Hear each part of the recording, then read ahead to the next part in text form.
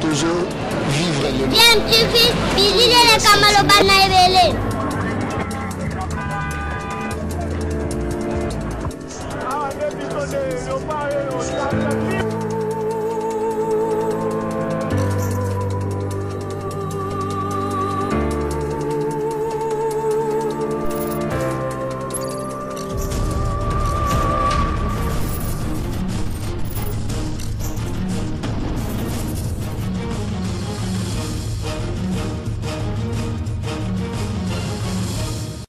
TV toujours en avant. Dia DMTV mbote nabino esengo eza toujours na ngambo na biso po toyebi ke boza ebele o boza kolanda chaîne YouTube nabino DMTV uyo ememela kabino masolo ya actualité mais to proposaka nabino pe ba analyse na ba réflexion sur ba sujet d'actualité sur ba faits sociaux na ba réalité ndenge toza kokutana nango awa na mboka na biso République démocratique du Congo. Boyebi ke il y a quelques jours, artistes, musiciens, guitaristes anciens, il y a groupe Quartier Latin, il y a Kofi Olomide à Koufaki, et Zalaki na Toronto, na Canada, les bouts Kabuya Oyo à Tika Kibiso de suite d'une maladie, Balobaki Zalaki cancer, il y a à gorge.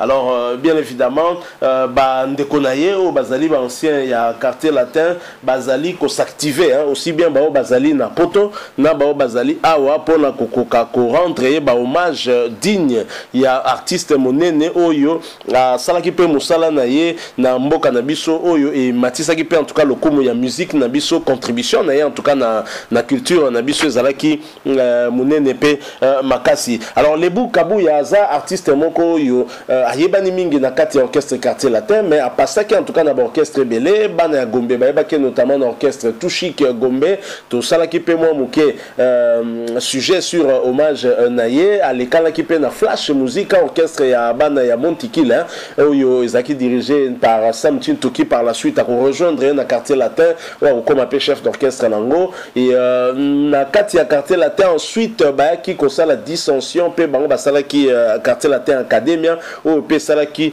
succès nango na ndenge toyebi wana histoire ba change kate mais le bukabu ya penza ko yebana naye ko bimanaye zali pena sous Kofi Olomide mokonzi ya Quartier Latin boss ya mboka double king oyo mikolo ndenge baza akobenga et alors nanga proposer na bino to partager moi ba minute oyo sur ba témoignage ya bato ba vanda kina Lebu Kabuya na kati ya Quartier Latin principalement mais misusu ba yeba ki epe en dehors ya Quartier Latin orchestre misusu neti flash musique pe Quartier Latin Academia pe ba ko betela biso masolo ya ba anecdote et belé au bakutana ki nango na Lebu Kabuya notamment na moment ya ba voyage ba bakamsusu komela ki bango bon c'est plus maintenant pour rire en pensant à Lebu Kabuya c'est vrai nous pleurons tozali ko la parce que tout le monde na les sous-souté mais en même temps ba souvenir au bango bazala ki na yango ba nimi ko partager yango na biso poto ba ko comprendre qui était cet homme en tant qu'artiste toyeba qui est bien sûr toyebi ke azaki na misapi ya pembe na côté guitare ndenge Kofi Olomide ala ko benga ye mo na centre ville mais en tant qu'humain tant azali ko vivre na bande ko na na Quartier Latin ou zali famille professionnelle na ye le lengini azala ki ko se comporter c'était quelqu'un de taquin azala ki mutu moko impulsif facilika pa mbato ndenge nini nde tozoyoka yango na bande ko ya Quartier Latin oyo ba se retrouver na Kinshasa oyo basali ba témoignage pe ba pesi biso ba anecdote belé par rapport na artiste musicien na Lebu Kabuya et nous voulons partager cela avec vous. Je rappelle que boza kolanda chaîne YouTube na bino DMTV soki ozana no abonné tende konanga mi abonné na chaîne oyo pe ko bossa na te ko activer notification juste en cliquant sur cette petite cloche comme on est ko apparaître parce que ngonde ko permettre na yo orataka les sous-souté ma prochaine vidéo to mettre en ligne pour na bino. Suivons, nous nous retrouvons tout de suite après. Condoléances. Oui, merci. Merci. En tout cas, Sango ya Lebu oyambaki yango ndeni. Sango ya Lebu c'était le samedi. Samedi 15. Exact samedi 15. Nous allons quelque part na Manda Chante na Burumpela. Donc na baninga mususu. Un musicien kaka. Vous allez quelque part toujours l'examen ngunga quand ndenge zalala. Alors tant que Kabwani, na téléphone, na réseau. À 10 minutes de chez moi, quand on a fait le téléphone, on a mis un message, on a mis un de membres de la famille, à Lebou, à Komini, à Bill, Sam, on est en deuil, Lebou nous a quittés. Donc, on a béni maman musique, c'est un peu Blaise. Même si Blaise, vérifiez un message, on a tout un message dans Lebou. Il n'y a pas Kati. Des temps, il y a un béni maman au Toronto. Un jeune frère à nous, Eric Yale, un journaliste pour nous. On a joué à Binanga, donc on a joué à Bengo, nouvelle. C'était trop triste. Et sincèrement, sincèrement, je n'ai pas fermé l'œil. Et puis, na santaki bolingomo tozara nango bandeko so to betina bango na latino ou to betina bango na academia parce que toute la nuit tozao benganga bengi somono kati bocha bengi bokati soleil a bengi akati bodogo a bengi, donc tout le monde était vraiment en pleurs. Yo ebeli le bukabu ya wati. En fait, il y a les bukabu ya na Flash Musica. Il y a un groupe mo na mbinza Flash Musica. Et Blanchard Miantezolo qui est jusqu'aujourd'hui l'un des meilleurs artistes à Moko et à Latino. Les bois au vent à la centre-ville. Il y a un autre béni dans la centre-ville. Ok. Dans la centre-ville. Donc Blanchard attend à la INA. Blanchard a eu déjà dans les bouts. Pour moi, l'orchestre a été dans le quartier, donc j'ai connu les bouts dans les années 88, je pense.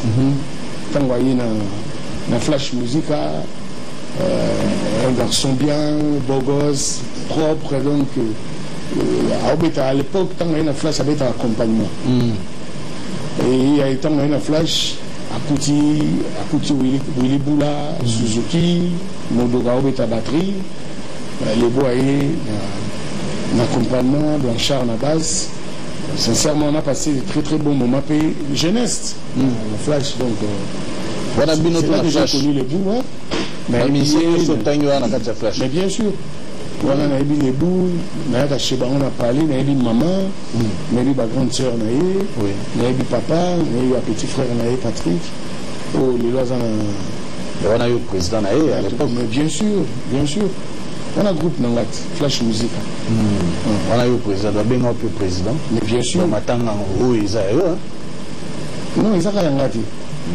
Ils ont Eric, ils ont Bidouin Serapa, ils ont Passe Kose, ils ont Virambo, ils ont Somono Dolce, ils ont Francis Molinga, ils ont Dandy Kalala, ils ont Titinal Capone, ils ont héritier Watanabe parce qu'il ne fallait pas accompagner, pas héritier à Toronto. C'est que à Toronto, c'est le groupe qui l'a accompagné, Christian Mabanga. Donc, ils ont maintenant Ferregola, ils ont maintenant JDT, accompagné une fois JDT dans la Sadi là. C'est vrai, nous, au Vandia, dans le plateau, on a perdu un ami, un frère de Latino, un soldat de Latino. Mais on a perdu un artiste congolais, un des meilleurs guitaristes de sa génération de la musique congolaise. Oui. Tu comprends? Oui. C'est un peu ça. C'est un peu triste. Donc maintenant, il y a Baptiste. Il y a Baptiste Nyonso, oui. Pour les cas, Eric Touti. Eric Touti, bonsoir. Bonsoir, mes condoléances. Merci. Nous avons un plateau spécial et l'eau. Nous avons un choloba. Nous avons un souka na ba musicien qui a gratter kitoko. Le bukabu ya ba robenga ebisa pembe. Donc moi ba masolo ali moi belé ba ko misemi pour robeta pe kitoko. Voilà, ça c'est la grande famille quartier latin, les anciens. Nous avons déjà masolo na photo qu'on appelle la sanganaki, ba programme pe za moi belé. Nous avons peut lier awa. Nous avons un programme en gros. Eric Touti. Nous avons un condoléances. Merci. En tout cas, les bouts, qui n'ont pas vous avez dans des circonstances, vous avez moi, personnellement, la toute partie de la peine, après, quand il y a pas de chocolat. En 1993, Donc c'est déjà dans le temps, Suzuki 4, le Bukabuya, de Congo, de Poli, Koko Chomba, Kase Kose, on a fait chose à voir, Liga Sarapa. Ndenge la kaka na mission quartier latin te donc kama kofiro mi pour nga na ko na pendant la classe maintenant na yé na yé na te texte parce que ngana lebu te banani na ko nani na pisa bien na ngo touche gombe ba tout ça touche gombe parce que bazali ba yiki na tozana matanga to ko fisi ndeko na biso moko parce que ngai pe na gombe centre ville pe ka côté na ngai quand on a tra ce cinéma tout ça côté na biso donc lebu à partir de Chigombe, mais on n'a pas eu le temps de se fréquenter parce que lui déjà avait déjà assez grand la musique parce qu'il y a même avant là, malgré que non, toujours à succès parce que c'est vraiment la partie latin. Il y en a déjà la Chigombe parce que c'était déjà un bon garçon, assez élégant, bien éduqué et tout. Bon, là, à partir de ma place, c'est quand même un Chigombe, la nation de ma place, l'Institut national des arts, mais à partir de Suzuki 4x4, là, on compte sur le quartier latin. C'est comme ça qu'il a peut-être tant que de rien. La musique, déjà, à Zarobet, déjà bien. Pour un événement que Fabien qui s'appelle Pembe, dans le centre-ville, le grand garçon, le tchatcho, tout ça, c'était un garçon déjà bien, en plus talentueux. Alors, on a découvert ce talent, on a eu un côté quartier latin, tout ça, album de magie. La magie, pour tout le monde, avocat, les bélés, on a magie, la Sarah, et à Robert, on a c'est un Nansuri. On a bien, on a bien comme Sarah, mais les albums Nansuri, on a titré l'album, on a une magie. C'est comme ça que tu travailles qui ensemble. Et au fur et à mesure que qui se ressemblent ensemble, les autres comme à Mimi parce que et il y a souvent des Mimi qui fait quand Baba a cité, Mimi va boîte à la ville.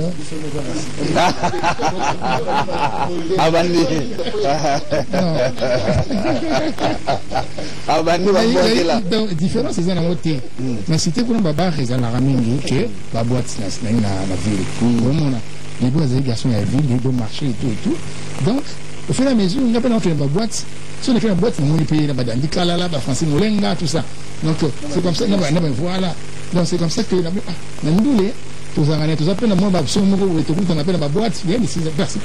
c'est comme ça qu'ils sont vraiment amis dans la vie et puis dans le travail. Donc on a eu à se côtoyer, en tout cas, témoignage d'Angaï, il y a bien. Un ami qui aimait ses amis, un travailleur assuré.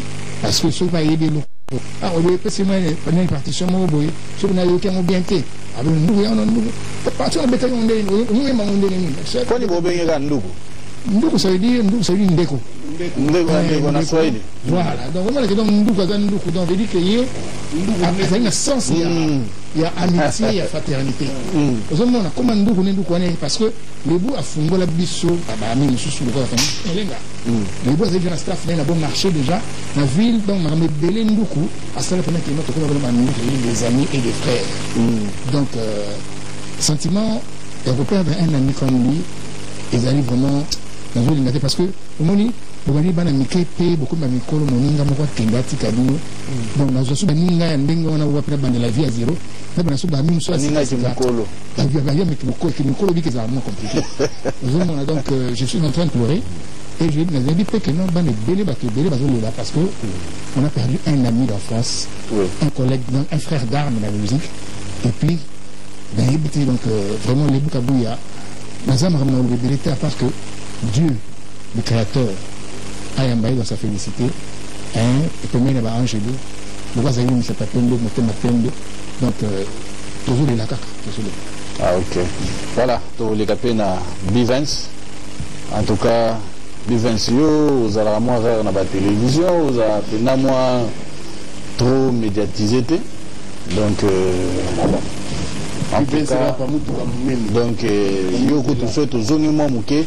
Mais quand même, on peut expliquer biso na moi loye mukeka kapo batba reconnaître so Bivens moni ko bonga oya yo epesi biso na passe na motema na to le lapé nde wana biso le Bukabuya relation na yo na le boya ki ndenge beaucoup tanikan. Merci pour la tombola micro pe moi. Merci pour la parole. passe les armes de casse. Parce que nous avons social le blâme. Nous avons un comportement à l'évo propriété à la nakati. Très très très très propre. Alors si vous salité na rep, il y a tout le monde là. Tout le monde là grave. Pour qui m'a rep, tu le qui vient sur catch, sur mon côté à Siva, est bien propre, oui. Et puis jour il est propre. Voilà. Bachar moi ndenge wana bane pena ko tindika baninga bazala pena propre pour en faire belle image à quartier latin. Kambi balé ezali kamo comme la biso to ke Kenya en avion, to ti France, to ça voyage mon na Kenya, bon to zone en souffrance, na kati avion ndenge to kitali na aéroport ya Nairobi. Papa moi ndela zali boso. Oui, le bois est vraiment chaud à Okita. Pour comment Nairobi, il y a eu Safari Park, donc ça l'a bien. Alex, à moi, air côté qu'on a, à moi, papa, on a traîné. Il a vraiment, il a habité à Mindele, nous sous. À tous les gars, on dirait pas au mot. Je crois que nous avons la Linga, là, au rappel. Obi Mindele, à Baluka, à Tuni, à Bi, aux Zolo Bananga. Donc il y a linga la côté ngama tepena linga la penote le bagal ozo le bananga le chef d'orchestre pour ça. Donc voilà un peu on va leur un chef d'orchestre Popolipo Benico vraiment un peu comique des fois sur vos animation esaïe makambo belo esaïe voire même que ça va danse on a danse moral mobile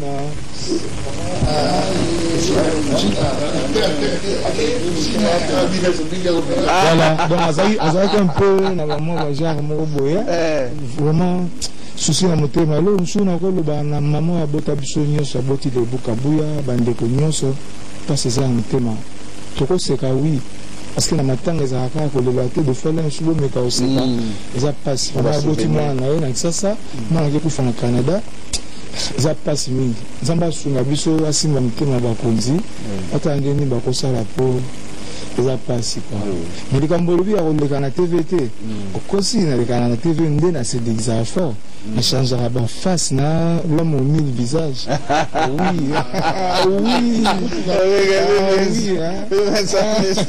non merci beaucoup et ça a plaisir passe cause en tout cas Yopé n'a présenté au Bacondoléances.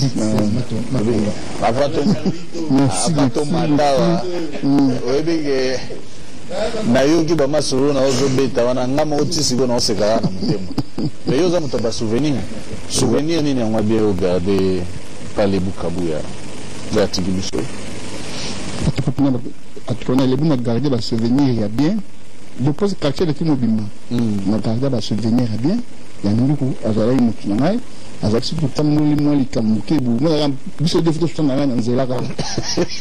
Bien tukala bon Hélène il y a quand ça là faire tout là les camo boy on a fâché pas seka oh maintenant pas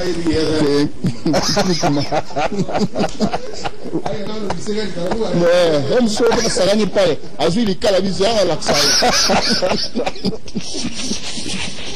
c'est pas possible azui les calabis mais casus après ça la série à ce bien na bi na mona yote oui banga bien na po mona ya zubi na so na kiki la go pele mtomela en tout cas concentré les ndongo ina sima papa bagi bok na kimi na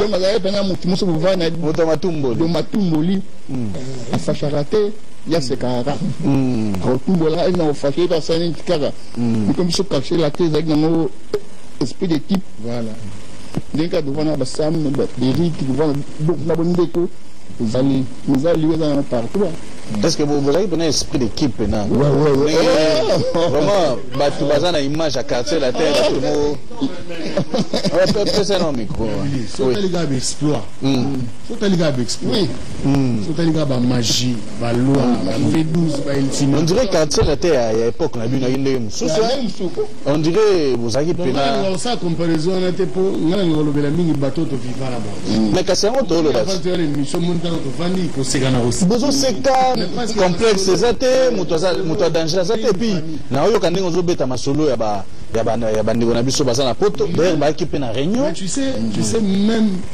bateau ba epé si manabiso Eric a eu chance à oyemba na bango même bango ne une famille. Oui. Soleil. Oui, Soleil. Jordan Koussa. Gibson a eu biso mais a eu chance à oyemba na biso te. Ye bo finage bouton.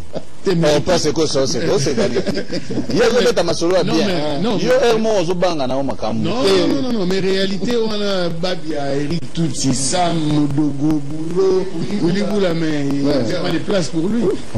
Azaouya na ye première fois que Yaki nous vieux pena bengana ye.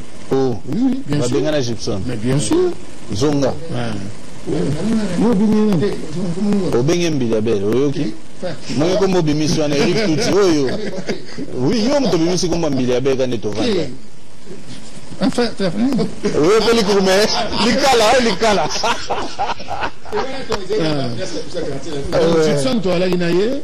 Après, il y a des sous-sous et on a bossé ensemble. Donc là, le bateau d'abord latino kaka. Et ça là, bateau bazali liboso na biso ba via laji. Et donc des la famille. Mais on a la poto baninga ba osala moi ma réunion Kofi pe nazui déjà sango akitaki lobby ba pe na réunion il faut ba organiser moi makambo est-ce que vous êtes en contact na bango? Si toi en contact na bango. Bah ça les groupes Mouro c'est parti qui est l'administrateur mais tous les jours on te solana Mboshi na ba Soleil Modogo tout Soleil pe na Vie Poli na Dolce. Bon, on a la réseaux sociaux, on a mis Viram Bopa pour Mikili. Azavie Nabiso. Alors, on a mis Azavie Eric, il y a Ngai, il y a Nseka, il y a Bivens. N'est pas l'un de notre articles sur les Boukabouya. Azapele Kinae. Donc, s'il peut faire quelque chose, parce que c'est là le programme, on a eu Robin Sabangonio. Ba me kokuta na kuna ba ba boza na Kinshasa yo pe auto yo go benga pe ba ninga. Non mais biso déjà mon yo ndiko za ya non déjà moi mais pas c'est que ça vient là. Oh pas c'est que ça mais bien sûr c'est quand ça vient là et puis Colin on peut faire là na biso ouais ya pas ça vient là.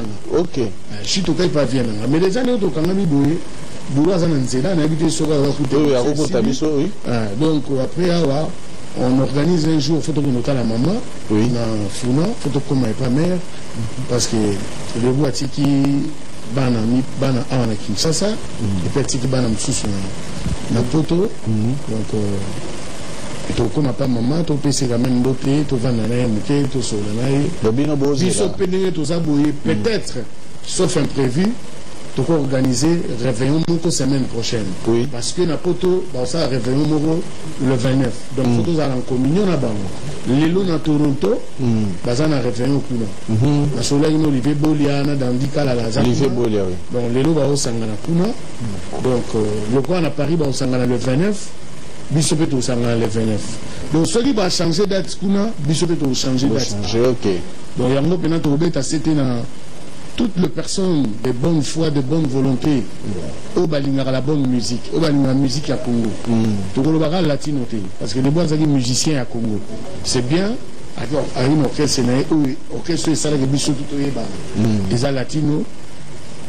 S'ils peuvent faire quelque chose, donc ils vont contacter biso à travers vrai Willy toba numéro na bino ba bengi bengi bazana ba numéro Eric ba ko benga nga ba ko benga Bivens ba ko benga Nseka voilà et puis ba Willy Kabouya ba yali ba sur le frère Alebou ba Gabi Kabango ba yali donc la semaine prochaine tout ça là quand même quelque chose c'est quoi to lingi to le kana mo étape moko ya ba témoignage na lingi quand même moi témoignage moko sur les voyages n'engé quand même anticiper biso vraiment Rebi le bout on a le bout deux facettes il y a les bouts kabou Rebi le bout na flash musique Rebi le bout pena latino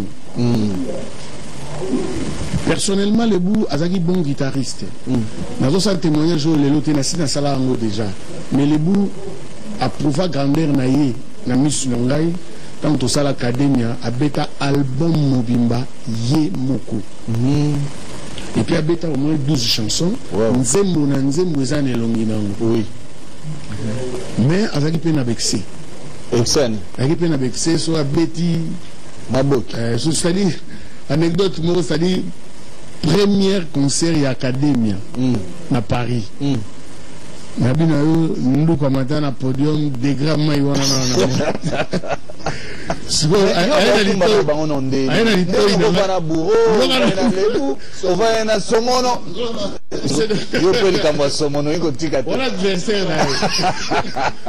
Lebu sko na lito ina bina ndugu nini. Wewe benga batutuka bandugu. Ndugu nini. Donc là, tu as un prototype. Malula yo kala polino fumwe. Nous sommes bandane. Mais puis c'est nous qui on a micro et la guitare. Mais c'est nous qui ça. Mende soka vandelio na guitare. La plupart il y a la générique, il y a latino. C'est les bouts. Oui. C'est les bouts, mais côté travail, c'est un monstre. Oui. Un monstre, mais attends, ça a peine à moi vexé. Ah, ok. Ça, ça va, moi, Ce qu'on appelle, on appelle comme on a fasciné sous son bangote. Peut-être Eric a voyé bangote, on a tout ces gammes. Mais maintenant, parlant, les bouts qu'on est dans le bec, c'est un grand viveur. Quelqu'un qui aimait la vie. Mais attendez, ce que je dis, Bala Gombe. L'administration n'a plus fait leur année, sur le petit on a parlé, on a posé la carte, non, la clôture, on a pas mis sur la clôture, mais là, va porter, elle va parler. Vous comprenez? Sur le moi, mon cœur.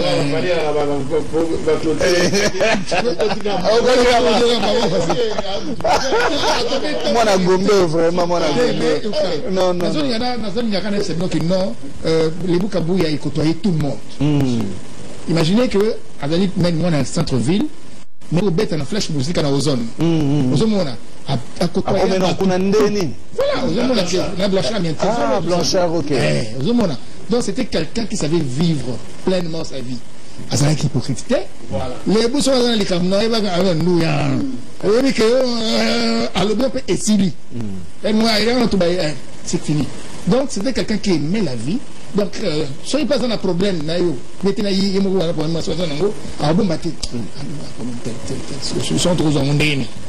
Donc c'était quelqu'un qui aimait la vie, qui aimait les gens.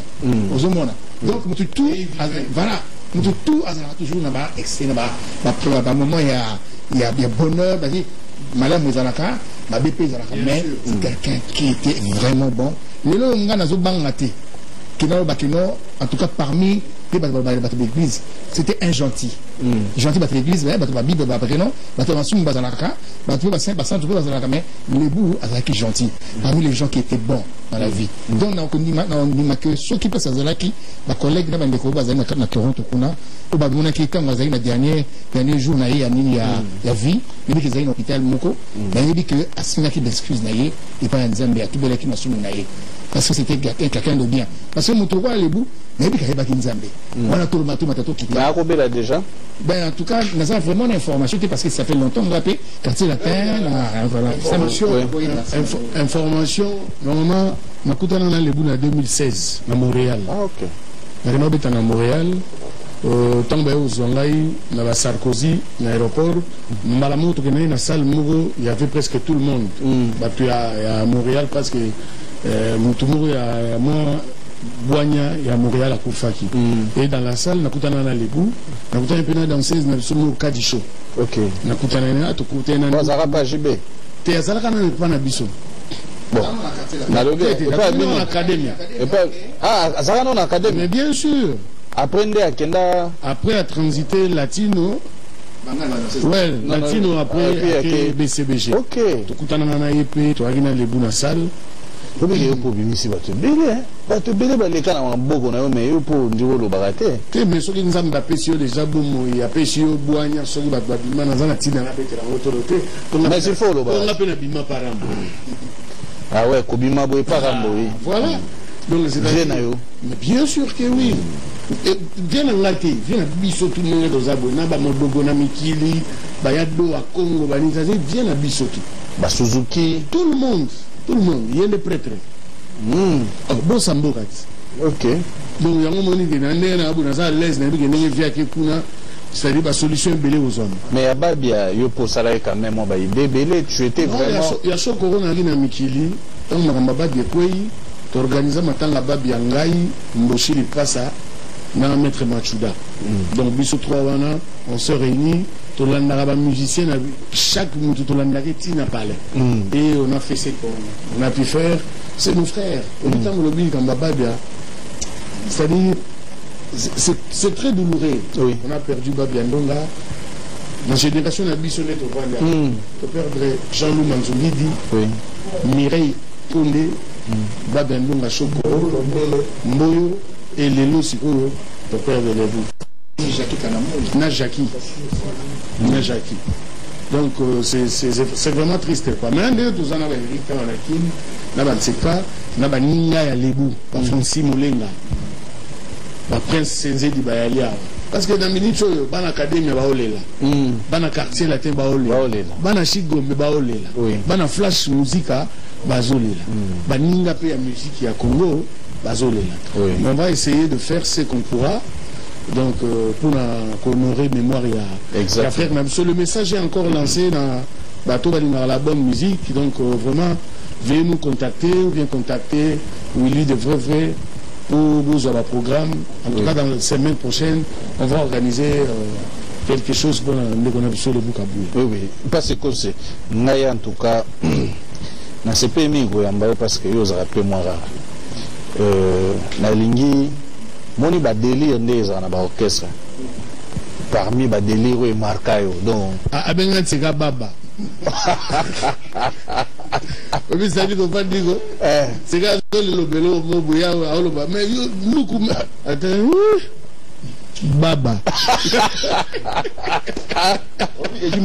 mais vous la matu moni oh non mais et là mon ngi pengé tout ça lobia c'était quelqu'un de pas rancunier.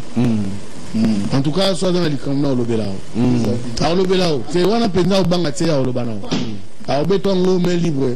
Sauf aussi, mais l'essentiel, il y a se dégager à l'obinal. Oui. C'est vrai, nous sommes en train de rappeler aux téléspectateurs que nous rendons hommage à un des artistes qui est ancien du groupe Quartier Latin International, les Boukabouya. Donc, Bouyoka, Misapia Pembe. Kofia Boaka et Mingi, donc. Mais tu vois, il y a un badanze mouni, on a un kena. Oui, exactement, il y a un peu de senga.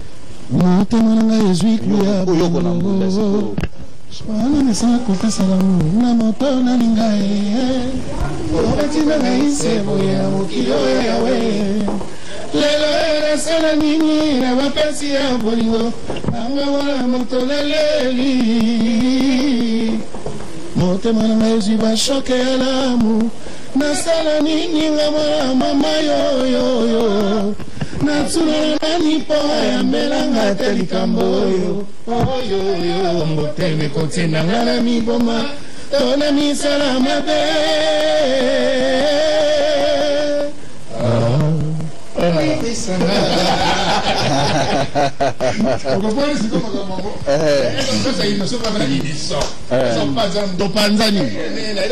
automatique. Oui. On peut se micro.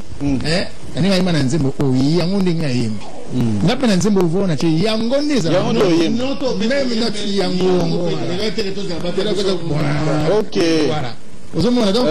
Tout ça qui équipe de rêve mon co. Mais les lobes c'est la guerre comme moi on a au bas sur la tête na baseri na bino la été mais ko beba na quand même ça ozanga té mais normal mais là personnellement pour la débele comme Zuma Tcharaté moi le Vandibo na Eric to Swanate na Bivens to Swanate na pas c'est quoi c'est to Swanate yo na Suzuki bo Swanate vous avez habité c'est pas ça la vérité c'est la vérité la Swanate bo somo na Swan sauté et donc c'est le Swanate c'est quoi c'est l'ultimatum na voici Amri c'est-à-dire donc ça on a bakanda mususu c'est-à-dire abouki escalier mais yo swani na c'est pas ça na tseka c'est-à-dire que nous mais Alors, vous êtes c'est quand on a ici ma chaise. Tout va catacar. Vieux, on a bibi la bouche. Mais non, je suis apporté ma femme. Oh, bon, l'année. C'est mon. Qui dit son collègue de Gabouké Scali. Oh, mon cher, l'hôpital de la Mouganaton. Normal. On oublie tout ça. Non, bon, l'année. Bon, l'année, c'est mon. Tu me crois bien. Petit père à la musique. Après, la soirée, vous venez à mon habillé. Barré, au monde, au boum, mwana bumbu donc fazala ye moko alinga teke amona mais eh mona to vandi to meli to sekisa mabe omoni siko va bino de mutu mona lo akabuli bina zaki mais eh mo mona ka bu bagare bani to ko malo ba 2 minutes do mulun oh bono bunda oh siko so dol ça là oh do ya le atro avec un PDG tant que vous avez PDG oh ciao déjà animateur. C'est quoi animateur? Oh. Ah oui, donc c'est pas aboli. Non. Bozali na bolingo pena. Ah, c'est la terre. Bolingo zali. Tu me soupe. Parce que tout ça bat. Mais quand on a moi n'enga kaka. Ba suspension pe zara ba série wana. Mais zala quand même. Na la team na mona. Zomona. Mais dit que bon ba l'air ba carré zaro ya wana. Non, ba série moko yebi Kofi Azari na posa c'est Sabino, ça veut dire orchestre na orchestre ba bourgeois, ya ba jeune moko ba bogar, tout ça. Bakar, tout ça bokenda rapoto pa pamba. Ba guerre zaro zalate qui est non, je crois pas. Comme sous. Quand on a tout cas côté daté, ya ça m'a les autres. Aux appels ya azunga na parler na car na ye to yeti rep rep vile azunga to zunga so parler donc si on t'a na car et ça pour la batu OK si on t'a na car mo na car c'est ça pour la batu tout ba manix ba mani ba on no ka ba yebi on est ça là donc c'est la thèse et c'est qui donc vous avez témoignage na ye donc c'était lui c'est notre ami. Et puis donc, dans la 4e musique, donc il est resté avec nous jusqu'à maintenant. Donc, autre chose, ma musique pénale, la jeune homme va vendre pénale à cela. Et puis, on a soigné vraiment pas avant de sortir à niveau wana, qui est tout ça la 4 magie. V12. L'album est bel et on a tout ça là. L'album a succès. C'est que Bissou n'a Bissou tout ça. C'est ça que voilà. C'est de vous dégager. Voilà. C'est ça. C'est ça. Parce que Eric n'a pas bien un ténoriste. On a là où il est la première voix. Nous devons associer la deuxième métro voyage à 4 personnes. Mettons sous Banama Ibake, nous étions pauvre Mboya Koufaki, tout ce qui a fait l'Itaïzon, mais Eric Touti. Et puis on passait notre temps avec Eric à voyager, il était trop court, on a pas tout bossé. Donc, Banama Ibake, il y a un ticket là, tout le voyage, mon ticket là. Ce qui peut le dire, c'est que au Kenya. Dis que c'est de la part. De la part. Ok. Moi, je mise ma boutique, ma part. C'est quoi? Voyage, mon boy. Il faut la première voyage dans la quartier la Tena Braza.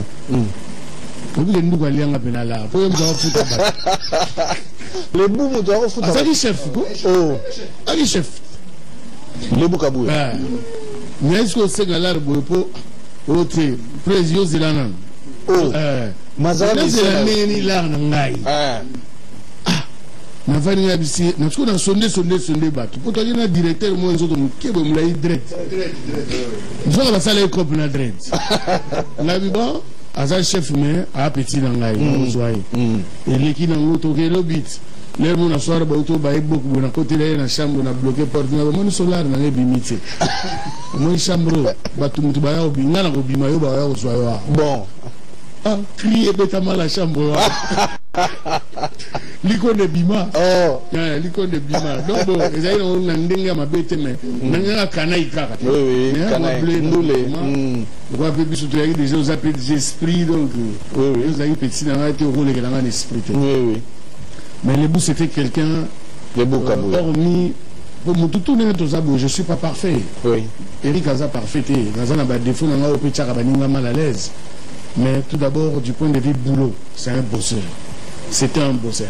Toyo Kenana est une académie. Oui, une académie, tout ça là est dur. C'est-à-dire, quand nous sommes à les bois qui sont de Bruxelles, samedi, nous avons beaucoup parlé au Kennedy.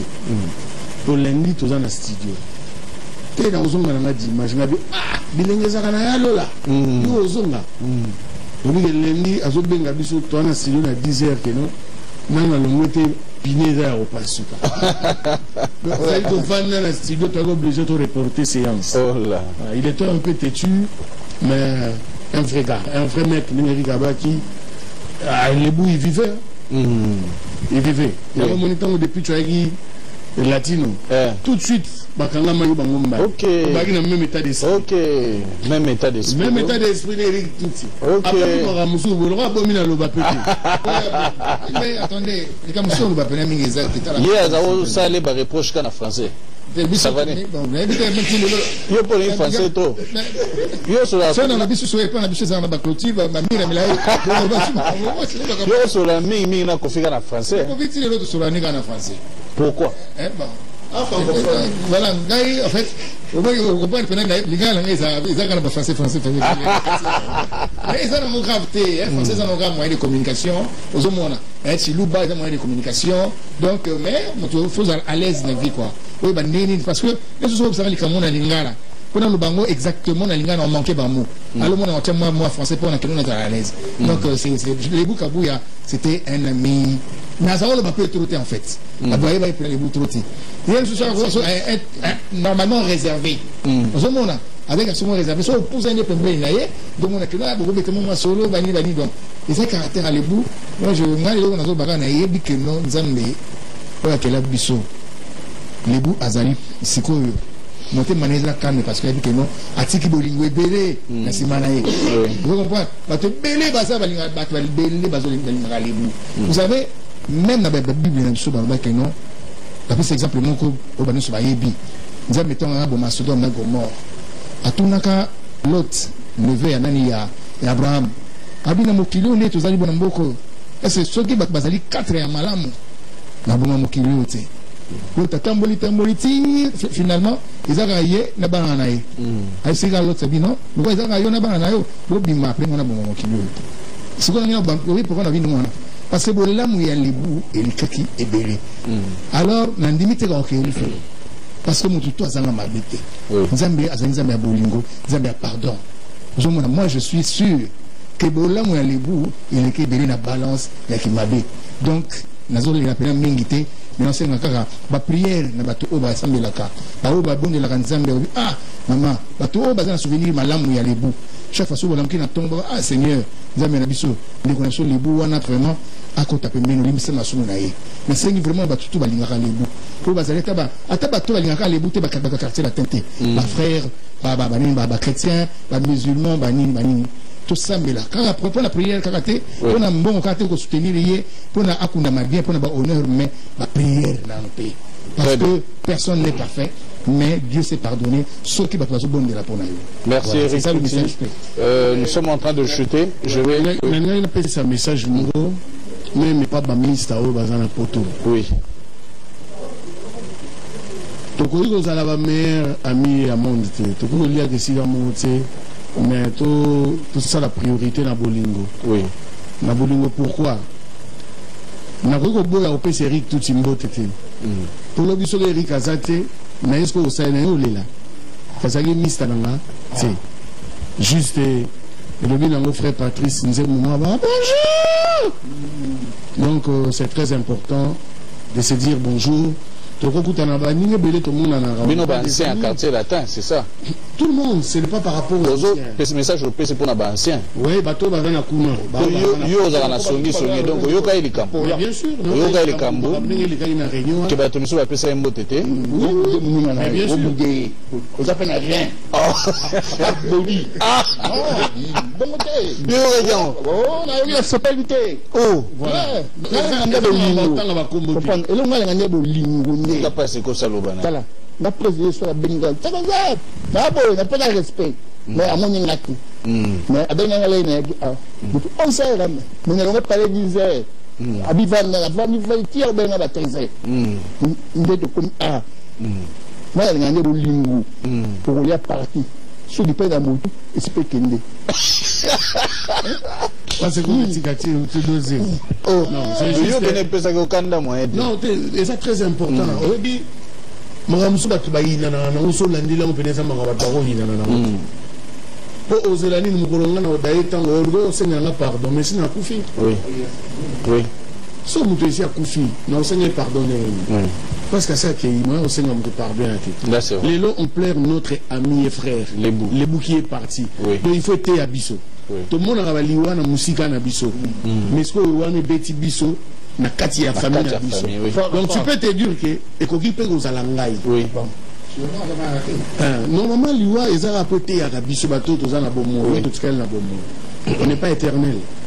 Eric Touti tozani na kin on se va pas tout le temps on se fait des coups de fil oh les ennemis yacham lui vient sera pour mon na numéro na e to bunga na kimeto kutana ngine quelque part tant yambali mamu to changer pas numéro c'est quand tozara na ye Simon Katombi Bourreau to la ramé et les amis qui sont en Europe de temps en temps to bengana c'est ça le plus important to les lande qu'on a biso to les là était à biso.